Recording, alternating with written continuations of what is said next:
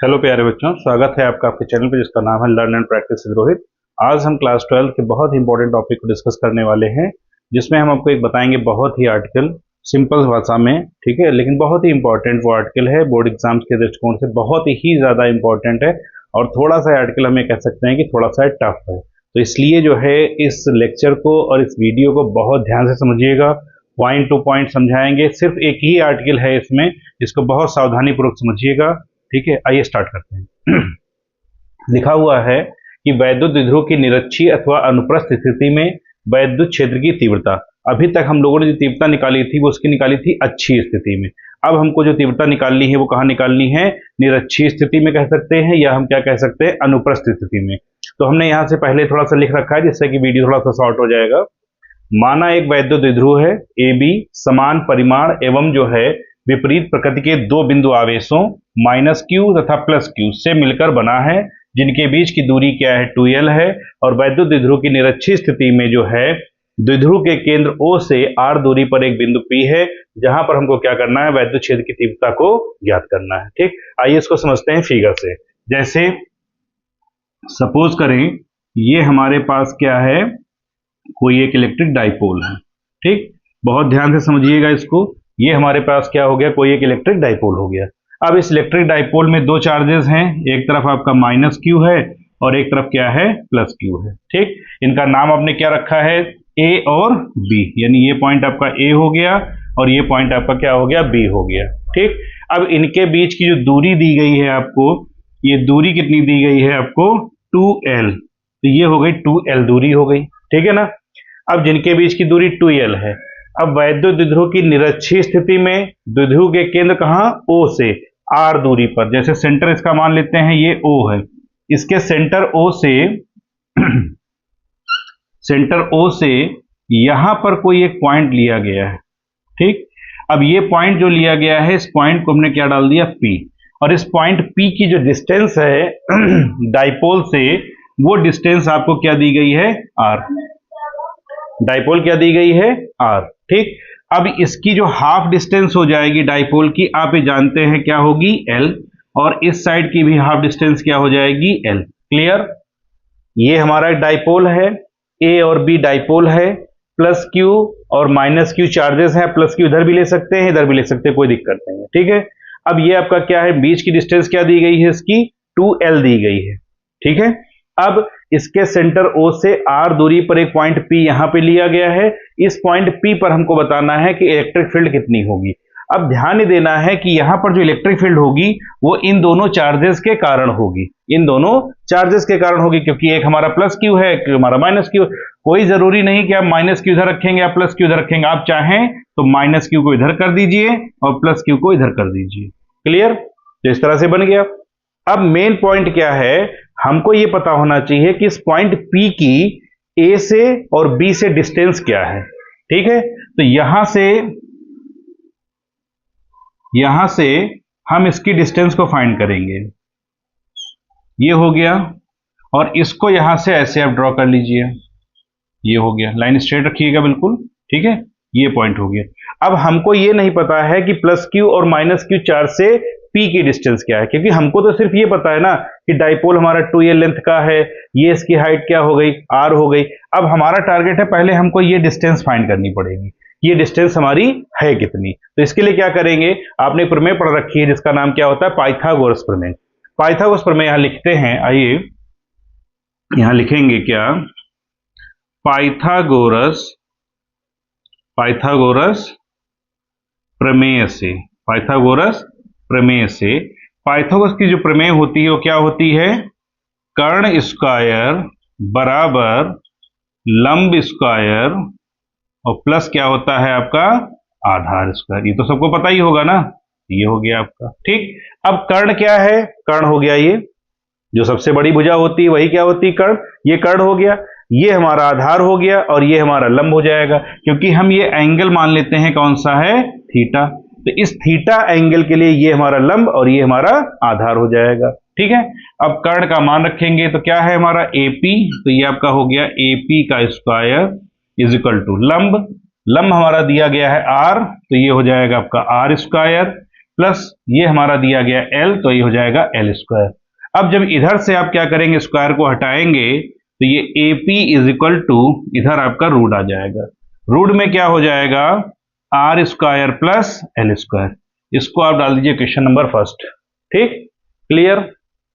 अब देखिए ये डिस्टेंस हमको पता हो गई, तो प्लस q से भी डिस्टेंस उतनी होगी और माइनस q से भी डिस्टेंस उतनी ही हो जाएगी। तो ये डिस्टेंस हमारी क्या हो गई, रूट में r square plus l square, और इधर वाली भी डिस्टेंस क्या हो गई हमारी, रूट में r square plus l square. Clear. अब हमको क्या करना है, इन दोनों चार्जेस के कारण इलेक्ट्रिक फील्ड हमको फाइंड करनी है। अब देखते हैं कि इलेक्ट्रिक फील्ड कितनी आती है। ठीक है, प्लस q के कारण और माइनस q के कारण।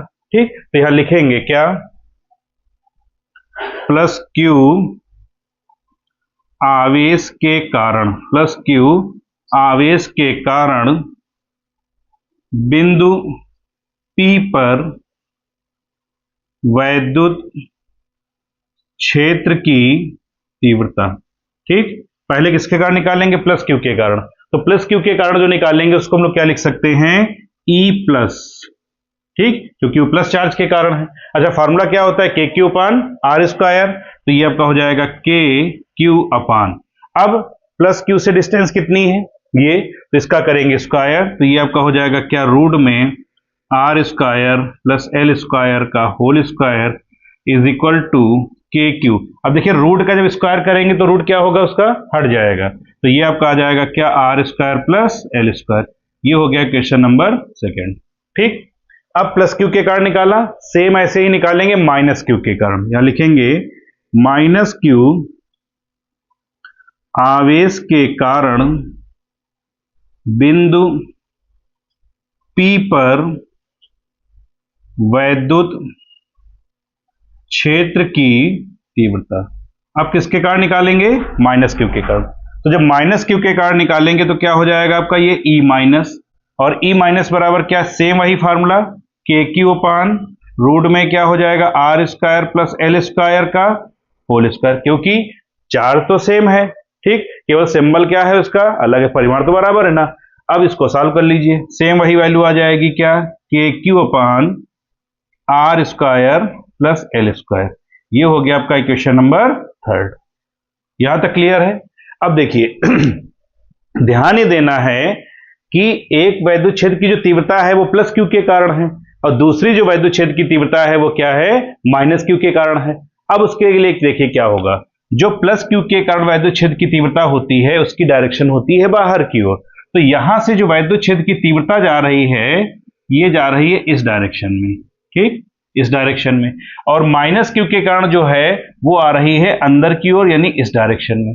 अब प्रॉब्लम ये है कि इस पॉइंट पर, यानी जो P पॉइंट हमारा मिला, इस P पॉइंट पर वैद्युत क्षेत्र की तीव्रता की दो डायरेक्शंस हो गई, इसके कारण इधर की ओर, यानी ये जो तीव्रता है ना ये है E प्लस, और ये जो तीव्रता आप निकाल रहे हैं इधर ये क्या है, E माइनस। अब इसका रिजल्टेंट कैसे निकालेंगे, रिजल्टेंट निकालने के लिए क्या करेंगे, हम किसी भी वेक्टर का जो रिजल्टेंट होता है वो दो प्रकार से निकालते हैं। उसके लिए क्या करते हैं, पहला प्रोसेस कि हम उनको जो है दो घटकों में वियोजित करते हैं। कैसे, यहां से समझ लेते हैं। जैसे ये सपोज करें कोई वेक्टर है, ठीक, और ये वेक्टर अक्ष के साथ में थीटा कोण बना रहा है। मान लीजिए ये वेक्टर हमारा क्या हो गया, ए हो गया। अब इस ए वेक्टर को हम दो घटकों में लिखेंगे। कैसे, एक वेक्टर जो रहेगा थीटा के साथ में इसको हम लोग लिख देंगे क्या, ए कॉस थीटा, और दूसरा जो वेक्टर रहेगा ये हमारा रहता है ऊर्ध्व वेक्टर, जो रहेगा ऊर्ध्व घटक जिसको बोलते हैं, ये हमारा क्या हो जाएगा, ए साइन थीटा। ठीक, तो हम किसी भी वेक्टर को दो घटकों में वियोजित कर सकते हैं।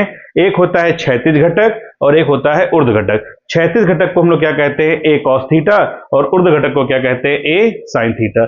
तो सेम इसी प्रोसेस से हम इस वेक्टर को भी दो घटकों में वियोजित करेंगे। ई प्लस को जब करेंगे तो ये डायरेक्शन ऐसे हो गई, और ये एंगल क्या है, देखिए थीटा ही तो है, क्योंकि ये सीधी लाइन इधर जा रही, और ये लाइन और ये परपेंडिकुलर हो जाएगी, सॉरी पैरेलल हो जाएगी। अब ये इसका घटक क्या हो जाएगा, ई प्लस कॉस थीटा, और इसका जो ऊर्ध्व घटक हो जाएगा वो इधर हो जाएगा। ये कौन सा हो जाएगा आपका, ई प्लस, प्लस ऊपर लगाया था ना तो प्लस लगा दीजिएगा, ई प्लस साइन थीटा। मतलब आपने क्या किया, ई प्लस को दो घटकों में विभाजित किया। ई प्लस कॉस थीटा और ई प्लस साइन थीटा। ऐसे ही हम ई माइनस को करेंगे। तो अब सपोज करें, देखिए जैसे वेक्टर ये हो जाए, ये वेक्टर बी हो जाए, मान लीजिए इस तरह से। अब ये थीटा कोण बन रहा है, ठीक है। तो इसके घटक क्या हो जाएंगे, एक घटक आपका तो इधर जाएगा, तो इसको हम लोग क्या लिख देंगे, बी कॉस थीटा, और इसको क्या लिख देंगे हम लोग, बी साइन थीटा। इसी प्रोसेस से हम इसको यहां लेके आते हैं, तो ये हो जाएगा क्या, ई माइनस कॉस थीटा, और एक वेक्टर इधर हो जाएगा, इसका मान क्या हो जाएगा, ई माइनस कॉस थीटा।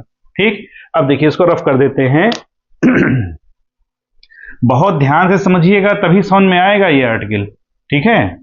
अब देखिए यहां पर हमारे पास क्या हुआ, ये हमारा हो गया ई प्लस कॉस थीटा और ई माइनस कॉस थीटा। अब देखिए ई प्लस की जो वैल्यू है और जो ई माइनस की वैल्यू है, इन दोनों का जो परिमाण है वो क्या निकल के आया, बराबर। जब इनका परिमाण बराबर आ गया, अब डायरेक्शन देखिए, एक डायरेक्शन ऊपर की ओर है और एक डायरेक्शन कहां है, नीचे की ओर है। तो ये दोनों क्या करेंगे, एक दूसरे को निरस्त कर देंगे। मतलब वैद्युत क्षेत्र के जो दो घटक हैं, ऊर्ध्व घटक, ये एक दूसरे को क्या करेंगे, निरस्त कर देंगे।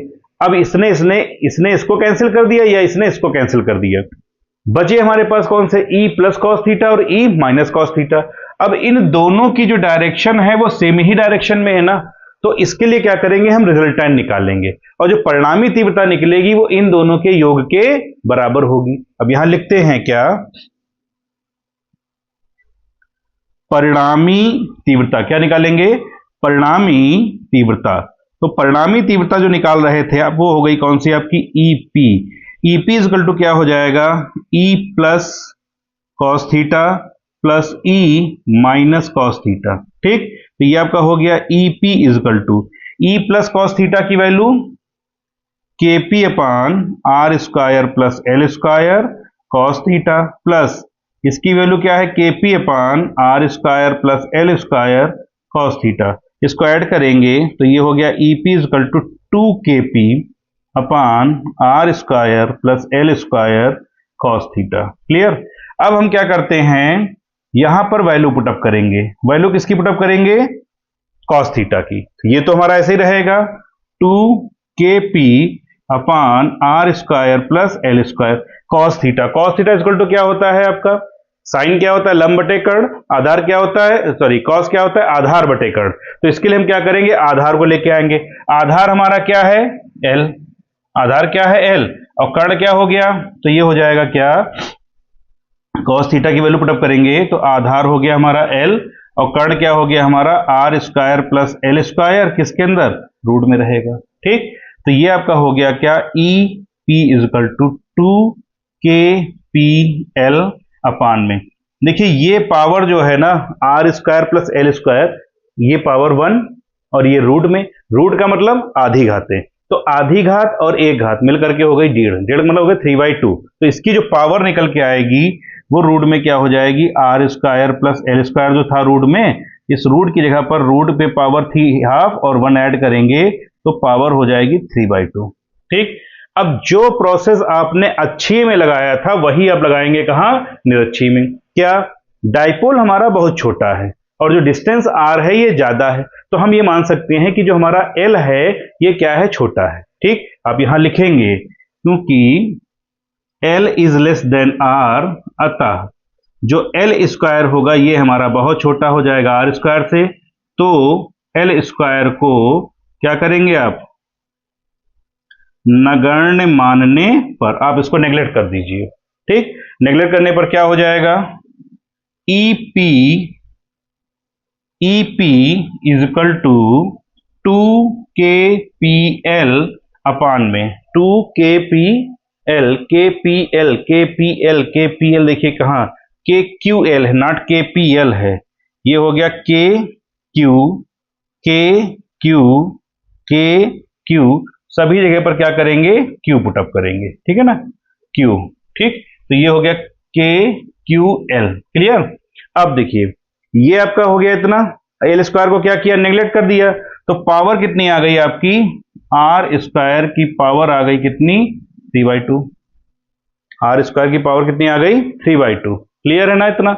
अब देखिए के, ये जो लिखा है इसको सॉल्व कर लेते हैं कैसे, ईपी इक्वल टू, के को अलग करिए, k को अलग कर लेते हैं और क्या करेंगे, q इंटू 2l कर दीजिए अपान में। अब देखिए ये पावर 2 से ये 2 cancel out, then power r cube और EP इजकल टू क्या हो गया k, और देखिए q into 2l, q into 2l जो होता है वो आपका होता है p, तो kp अपान कितना आ गया r क्यूब। इस तरह से आप जो है इस आर्टिकल को सॉल्व कर सकते हैं। सिंपल प्रोसेस है जो मैंने आपको बताया। इसको अगर चाहें आप तो मैं फिर से एक बार रिपीट किए देता हूं, बहुत इंपॉर्टेंट है बोर्ड एग्जाम्स के लिए। एक डाइपोल है, उसने कहा है उस डाइपोल की निरक्षीय अथवा अनुप्रस्थ स्थिति में वैद्युत क्षेत्र की तीव्रता की गणना करनी है। हमने क्या माना, हमने माना कि माना एक वैद्युत द्विध्रुव AB है जिस पर चार्जेस क्या है -q और +q है, जो कि परिमाण में क्या है समान है लेकिन चिन्ह में क्या है विपरीत है। परस्पर 2l की दूरी पर रखे गए हैं जिनके केंद्र से O से दूरी कितनी है r दूरी पर एक पॉइंट है P। इस P पॉइंट पर हमको क्या करना है, वैद्युत क्षेत्र की तीव्रता ज्ञात करनी है। फिर हम क्या करेंगे, पाइथागोरस प्रमेय को अप्लाई करेंगे, इससे हमारा जो है ये कर्ण निकल के आ जाएगा। जब हम कर्ण को ज्ञात कर लेंगे तब हम क्या करेंगे, +q और -q दोनों चार्जेस के कारण वैद्युत क्षेत्र की तीव्रता का परिमाण निकालेंगे। E is equal to kq upon r square होता है, देन आपका आ जाएगा kq upon r square plus l square, kq upon r square plus l square. Clear. परिणामी निकालने के लिए हम क्या करेंगे, इस वेक्टर को दो फॉर्म में डिवाइड करेंगे। कैसे, घटक बनाएंगे, एक होगा हमारा क्षैतिज घटक और एक हमारा हो जाएगा क्या, ऊर्ध्व घटक। तो क्षैतिज घटक जो होगा वो E प्लस कॉस थीटा, इसका E माइनस कॉस थीटा। ऊर्ध्व घटक क्या होंगे, आपस में दोनों एक दूसरे को परिमाण में समान होने के कारण निरस्त कर देंगे। रिजल्टेंट जो होगा इन दोनों के योग के बराबर हो जाएगा। तो इसकी वैल्यू पुटअप करेंगे, KQ upon are square plus L square cos theta, KQ upon are square plus L square cos theta, दोनों को ऐड करेंगे तो 2KQ upon are square plus L square cos theta की वैल्यू आधार बटे कर्ड से निकालेंगे, इसको सॉल्व करेंगे। फिर हम ये मानेंगे कि हमारा जो L है वो क्या है, छोटा है R से, तो L स्क्वायर को हम नेग्लेक्ट करेंगे और इस तरह से इसको हम सॉल्व कर लेंगे। तो ये हमारा जो था बहुत ही इंपॉर्टेंट आर्टिकल है जो हमारे क्लास 12th के बोर्ड एग्जाम्स के लिए 2026 में बहुत ही ज्यादा आने के इसके चांसेस हैं।